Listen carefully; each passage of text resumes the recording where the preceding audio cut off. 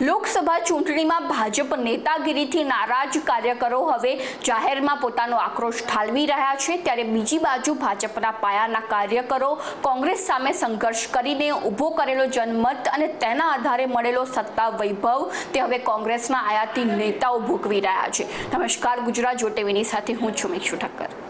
ગુજરાતમાં લોકસભાની 26 બેઠકોના 26 ઉમેદવારની સમીક્ષા કરીશું તો જાણવા મળશે કે ભાજપના 27% ઉમેદવારો એક યા બીજી રીતે કોંગ્રેસ પરિવાર સાથે જોડાયેલા છે, જેમાં લોકસભામાં 7 બેઠકોમાં તો એવું છે કે ભાજપ સામે કોંગ્રેસ નહીં પરંતુ કોંગ્રેસની સામે કોંગ્રેસ ચૂંટણી લડશે તેવી પરિસ્થિતિ છે।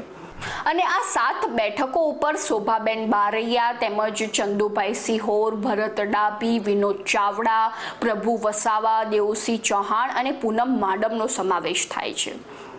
તો આપણે વાત કરીએ સાબરકાંઠા બેઠકના ઉમેદવાર શોભાબેન બારૈયાની, તો તેમના પતિ મહેન્દ્રસિંહ તે 2012માં પ્રાંતિજ બેઠક પરના કોંગ્રેસના ધારાસભ્ય તરીકે ચૂંટાયા હતા અને ત્યારબાદ 2017માં તેઓ હારી જતા અને ઓગસ્ટમાં 2022માં તેઓએ કેસરીઓ ધારણ કર્યો હતો।